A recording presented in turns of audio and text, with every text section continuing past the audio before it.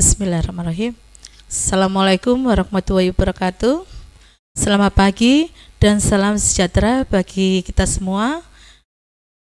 Pertama-tama sebelum kita mulai acara wawancara pada pagi hari ini, terlebih dahulu marilah kita panjatkan puji syukur kehadirat Allah Subhanahu wa taala karena berkat rahmat ridhonya kita bisa bertemu dengan mahasiswa, perwakilan mahasiswa dari Universitas Bhayangkara Surabaya, Mbak Dina. Dan sebelum kita mulai tanya jawab atau wawancara pada pagi hari ini, terlebih dahulu akan saya perkenalkan dulu saya. Saya adalah Ibu Ani. Jabatan saya di sini sebagai Kepala Seksi Penyiapan, Penempatan dan Pemasyarakatan Program atau istilahnya di Seksi BIAP.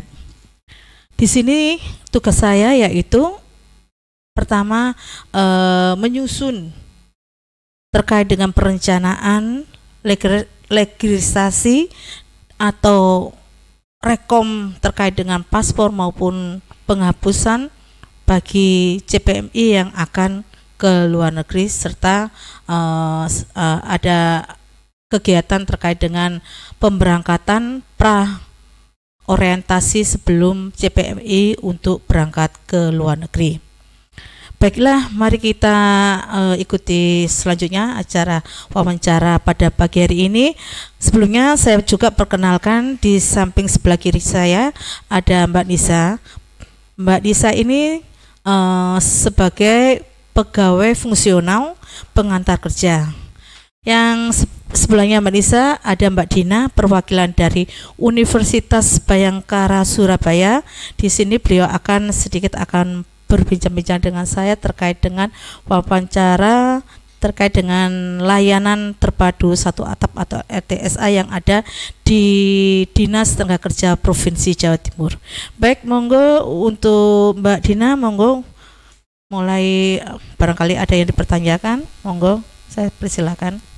Bismillahirrahmanirrahim. Saya Dina Faradila, izin bertanya mengenai layanan terpadu satu atap yang biasanya disebut LTSA. Izin bertanya, Bu Ani. Oke. Pertanyaan yang pertama tentang tangibles, itu bukti fisiknya. Pertanyaannya, pada zaman sekarang sudah beralih ke metode pendaftaran secara scan berkode ya, Bu. Metode apa yang ditetapkan pihak layanan terpadu satu atap ini sebelum berubah menjadi metode online atau scan berkode? Terima kasih. Ya, saya mau jawab. Mbak Dina, di sini pelayanan LTSA menggunakan scan barcode. Di sini contohnya ada pelayanan kepuasan LTSA atau WBK. Di WBK ini menggunakan 3 bulan sekali. Kalau yang kepuasan LTSA menggunakan setiap datang CPMI ke LTSA menggunakan scan barcode dulu sebelum masuk ke LTSA. Gitu. Sebentar, saya akan menambahkan ya Mbak Dina ya. Yang dimaksud dengan Mbak Nisa di sini, kita selama ada pelayanan di LTSA itu kita sudah menggunakan scan barcode ini sudah mulai tahun berdirinya LTSA. Di sini ada 2 scan barcode yang kita punya, yaitu yang warna kuning dengan warna putih.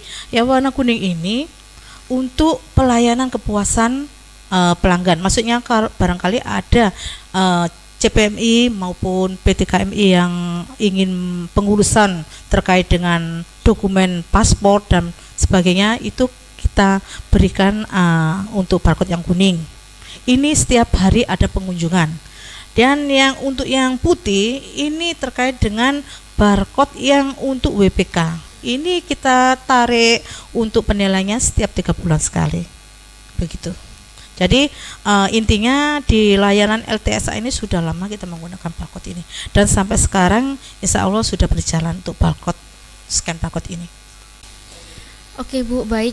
Terima kasih untuk jawabannya. Untuk pertanyaan selanjutnya mengenai reliability atau keandalan, pertanyaannya, bagaimana sikap petugas ketika pengunjung yang ingin mendaftar tetapi tidak mengerti caranya? Monggo Mbak Nisa untuk mencoba menjawab pertanyaan Mbak Dina yang nomor 2. Ya, nomor 1 kita briefing dulu dari pegawai LTSA, menggunakan briefing dulu komunikasi antara pegawai LTSA dengan CPMI, mana yang ini mengasihkan alur dan proses penempatan terkait ini ketentuan untuk bekerja ke luar negeri. Nomor 2 yaitu menanyakan apakah pernah bekerja di luar negeri apa belum. Gitu.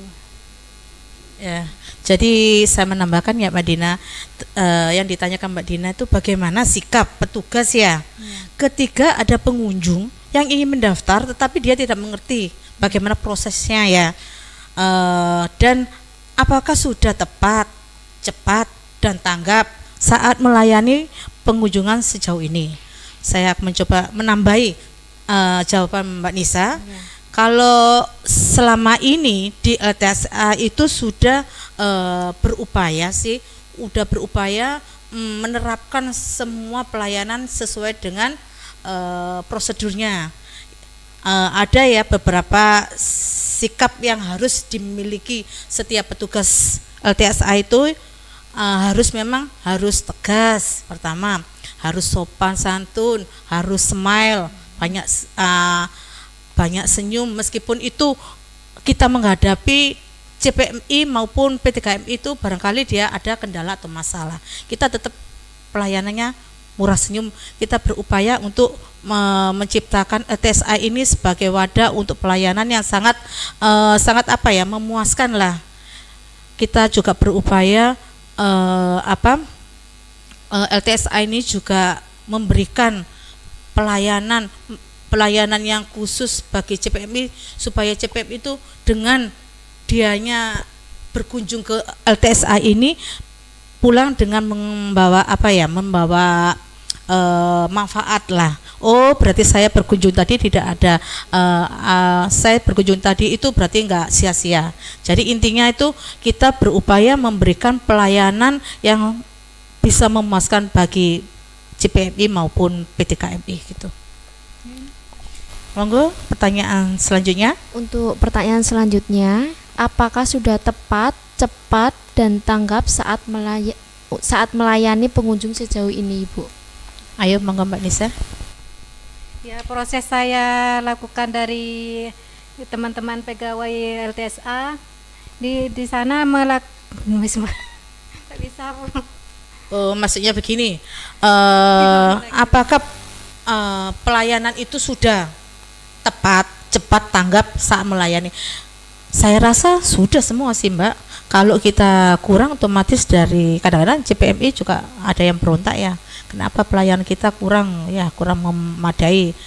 Kan kita sudah berupaya sih, meskipun beliaunya kekurangan dokumen, maksudnya dokumennya kurang lengkap, dia karena ada dokumen seperti surat izinnya belum ditandatangani oleh kepala desa dan sebagainya, tapi kita berupaya membantu, memberikan pelayanan yang sebaik-baiknya. Jadi kita tujuan di LTSA ini harus memang gerak cepat, jadi bisa menerapkan semua aturan atau prosedur yang kita miliki selama ini. Itu Mbak. Baik. Terima kasih Bu atas jawabannya. Ya. Untuk pertanyaan selanjutnya, responsif, daya tanggap. Oke. Bagaimana cara petugas menangani kendala yang dihadapi oleh pelanggan layanan terpadu 1? Berapa jumlah pegawai yang ada di kantor ini? Monggo Mbak Nisa. Kendalanya dari pegawai LTSA ini, kendalanya biasanya dari CPMI, kurangnya kelengkapan dokumen. Nomor 2 itu kurang pahamnya ID. Kita sebagai pegawai LTSA ngasih saran atau menjelaskan tentang ID atau kelengkapan dokumen yang kurang lengkap. Terus yang nomor 2 itu pegawainya di sini yang dari UPT P2TK ada pegawai tetap ada 13, P3K itu ada 2, pegawai tidak tetap ada 9, outsourcing itu ada 2. Itu semuanya totalnya kira-kira 27. Ya. Jadi pegawai kan di LTSA ini bukan dari UPT P2TK aja. Jadi kita ada gabungan. Jadi kalau yang Mbak Dina yang tanyakan untuk pegawai yang UPT. Kalau UPT sudah dijawab sama Mbak Nisa, total keseluruhannya pegawai di UPT 27 orang. Kalau untuk pegawai atau untuk pelayanan LTSA ini terbagi menjadi 7 gabungan dari pegawai. Yang pertama loket 1 yaitu dari kita UPT P2TK itu ada Bu Anis, Pak Joko, Mbak Febri, Mbak Febri, terus Mbak Nisa sendiri nanti. Untuk front desk-nya ada Mas Reza Arifin, dan di Simpadu ini nanti ada Mas Riko, dan loket 2 itu nanti dari pegawai BP3MI yaitu Mbak Fitri, Mbak Lia, dan Mas Ipung. Dan loket 3 dari kita juga UPT P2TK yaitu dipegang sama Mas Ferdi dan Mas Ferdian tadi sama Mas Andre, dan ada pegawai dari Jomsostek itu dilayani oleh Mas Dedi, dan yang terakhir yaitu dari imigrasi itu ada 4 orang, kepalanya Pak Muhammad Asrofa, Mas Dedi, dan ada lagi saya kurang apa itu Mbak. Monggo selanjutnya. Oke, untuk pertanyaan selanjutnya, apakah sejauh ini ada saran dan kritik dari pengunjung atau masyarakat tentang pelayanan dan fasilitas layanan terpadu satu atap ini? Terima kasih. Ini ada saran, saya ngambil dari saran di LTSA. Ini yang ngisi dari CPMI sendiri. Di formulir apresiasi atau keluhan atau saran unit layanan publik di Snaker Trans Provinsi Jawa Timur. Ini jawabannya dari CPMI sendiri, sangat puas, pelayanan ramah, petugasnya baik.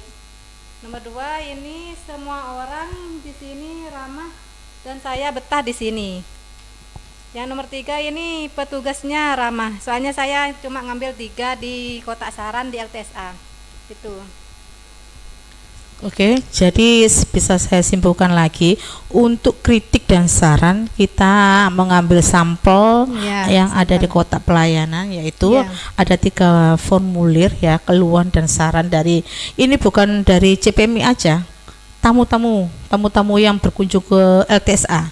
Jadi ya ada CPMI sendiri, ada P3 atau dari tamu-tamu yang lain kunjungan, barangkali dia pasti kita berikan formulir untuk pelayanan kita yang sudah dijelaskan sama Mbak Nisa. Jadi di gambaran saran ini ada 3 penilaian, yaitu sangat puas, puas, dan kurang puas. Alhamdulillah sih ini sampel 3 ini kelihatannya monggo. Ada yang puas, yang kedua ada yang semua orang di LTSA itu ramah. Yang terakhir ini saya ngambil sampel juga puas, petugasnya ramah juga. Itu Mbak. Monggo untuk pertanyaan selanjutnya akan disampaikan dengan Mas Amrozi. Monggo Mas Amrozi disampaikan, ada pertanyaannya. Ya, terima kasih. Saya akan melanjutkan pertanyaan dari Mbak Dina, yaitu asuransi atau jaminan. Apa saja syarat untuk menjadi pegawai layanan terpadu satu atap dan tahapan seleksinya itu seperti apa? Monggo Mbak Nisa dicoba untuk menjawab pertanyaannya Mas Amrozi. Syarat untuk menjadi pegawai layanan LTSA, 1, harus kompetensi yang harus dimiliki oleh petugas, yaitu mampu memahami dokumen penempatan dan teknik administrasi perkantoran, mengoperasikan komputer. Nomor 2 itu syarat jabatan. Syarat jabatan minimal umurnya 18 tahun. Teliti, kuat, harus memahami dokumen penempatan dan juga pengalaman dalam bidang dokumen penempatan TKI. Nomor 3 itu pendidikan formal, minimal LTS, minimal sekolahnya SLTA, SMA. Aduh. Diutamakan diploma. Merempat diklat yang dibutuhkan.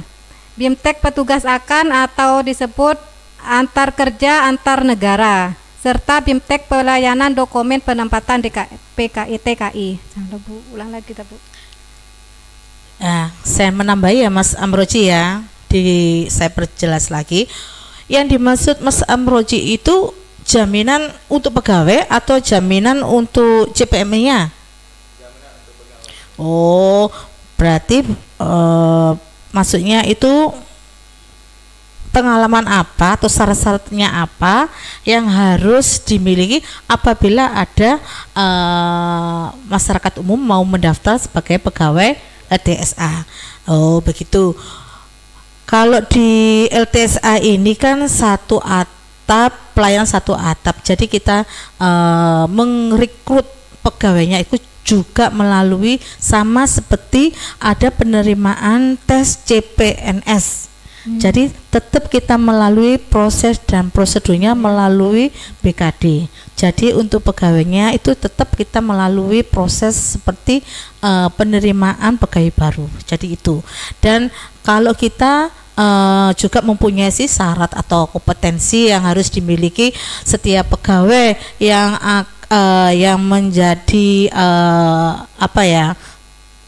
untuk melayani LTSA ini harus mempunyai kompetensi. Yang pertama yaitu petugas itu harus memahami dulu fungsi dokumen penempatan. Jadi dia minimal petugas harus memahami dulu fungsinya apa itu, fungsi dokumen penempatannya, teknis administrasinya terkait dengan perkantoran maupun bagaimana mengoperasionalkan komputer. Jadi kita juga ada selain administrasi kita juga terkait dengan sistem aplikasinya ya. Yang kedua yaitu batas usia. Batas usia ini 18 minimal Mas. Kalau maksimal 35 ya. Minimal 18 dan harus teliti terutama Mas ya. Kuat dan mempunyai sifat pekerjaan yang bersifat statis, maksudnya itu harus royalitas ya, dan pengalaman di bidang penelitian dokumen penempatan bagi CPMI. Untuk pendidikannya ini formal Mas, minim SMA atau alangkah baik lagi bisa D1 diploma atau S1, tapi bisalah coba-coba minimal tuh SMA monggo. Dan minimal juga yang terakhir itu di petugas ini sudah memiliki semacam sertifikat diklat. Nah, ini dia minimal itu dia mempunyai sertifikat BIMTEK petugas akan serta BIMTEK pelayanan dokumen penempatan TKI. Jadi itu syarat untuk umumnya ya, tapi untuk proses penerimaan merekrut pegawainya tetap itu melalui penerimaan CPNS, begitu Mas ya. Monggo pertanyaan selanjutnya. Untuk pertanyaan selanjutnya yaitu empati atau lebih dikenalnya interpersonal. Apakah jam operasional layanan terpadu satu atap atau disingkatnya adalah LTSA sudah tetap sesuai dengan jadwalnya atau ada yang berubah? Monggo Mbak Nisa. Ya, kalau jadwal sudah sesuai. Nah, kadang itu kalau Senin sampai Kamis itu dari jam 8 sampai jam 2. Kalau Jumat ini dari jam setengah 8 sampai jam 1. Kadang-kadang kalau seumpamanya ada yang mendesak kita selesaikan sampai selesai. Kalau ada yang pasporan Ibu ya. Ya, gitu. Jadi saya tambahin Mas ya. Untuk jam operasional LTSA atau layanan terpadu satu atap ini untuk hari Senin sampai Kamis itu kita buka mulai jam 8 sampai jam 2. Ada waktu sehingga nanti kalau sholat jam 12 kita rehat sebentar. Terus untuk hari Jumat Mbak Nisa tadi setengah 8, tapi ini ada ada pembetulan jam 9 ternyata. Kita hari Jumat jam 9 bukanya karena kita ada olahraga. Ada senam pagi sampai jam 8. Jadi untuk hari Jumat kita buka jam 9 sama sampai jam 14. Dan jadwal itu juga bisa berubah, Mas. Kadang-kadang kalau ada mendadak ya, dari urgent dari CPMI yang mendesak, Bu saya harus gini berangkat, tetap kita layani. Jadi itu jadwal operasionalnya. Tapi kalau ada urgent atau mendesak bagi CPMI, misalnya mau foto atau pasporan ke imigrasi kita, monggo kita persilakan. Jadi jadwal bisa menyesuaikan keadaan juga. Itu. Monggo pertanyaan selanjutnya. Terima kasih Ibu. Pertanyaan selanjutnya, apakah pegawai sudah menjalin komunikasi tanpa pandang bulu? Monggo Mbak Nisa. Kalau pegawai LTSA ini dalam melayani CPMI maupun P3MI tanpa memandang bulu. Maksudnya itu pegawai LTSA ini kita tetap melaksanakan sesuai sistem dan prosedur yang sudah ditetapkan dari LTSA. Tuh. Jadi saya menambahkan ya Mas Ambroji, untuk maksudnya Mas Ambroji itu terkait dengan pelayanan kita itu tidak memandang pandang bulu ya. Maksudnya begini, kadang-kadang kan pemberangkatan atau pengurusan CPMI maupun paspor itu kadang-kadang kita tuh banyak dari orang Jawa, orang Madura ya, terus orang luar provinsi Jawa Timur juga ada. Tetap kita layani. Tapi memang kan LTSA ini punyanya provinsi Jawa Timur. Tapi kita berupaya untuk memberikan pelayanan yang semaksimal mungkin, sebagus mungkin supaya CPMI ini tuh bisa merasa kepuasan, maksudnya bisa lega. Jadi dia jauh-jauh dari desa ke sini mau ke luar negeri itu inginnya itu mencari info terkait dengan gimana sih caranya kita mau ke Taiwan, ke Jepang, ke Hong Kong. Jadi kita dengan welcome, monggo kita bantu. Jadi kita tidak memandang bulu, semua masyarakat yang mau berkunjung ke LTSA kita layani dengan sebaik-baiknya. Itu Mas. Ada pertanyaan lagi? Ya. Kalau sudah nggak ada lagi pertanyaan dari Pak Ai dengan Mas Ambroji, berarti sudah jelas Mas ya? Sudah jelas Bu. Nanti kalau barangkali karena waktu juga mepet, barangkali nanti ada yang pertanyaan kurang jelas, nanti bisa kita kontak atau kita sharing lagi ya. Saya tutup ya Mas ya, kalau begitu ya. Demikian teman-teman CPMI atau yang menyaksikan YouTube saya ini, atau barangkali dari teman-teman Mbak Dina maupun Mas Ambroji yang ingin bertanya atau terkait LTSA, saya selaku Bu Ani welcome untuk menerima pertanyaan, dan insya Allah kalau saya bisa menjawab pertanyaan saya bantu. Saya akhiri ya Mas, dengan adanya wawancara ini semoga ilmu maupun pertanyaan atau jawaban dari saya dengan Mbak Nisa barangkali ada kekurangannya, kami pribadi dan Mbak Nisa mohon maaf sebesar-besarnya. Demikian, assalamualaikum warahmatullahi wabarakatuh.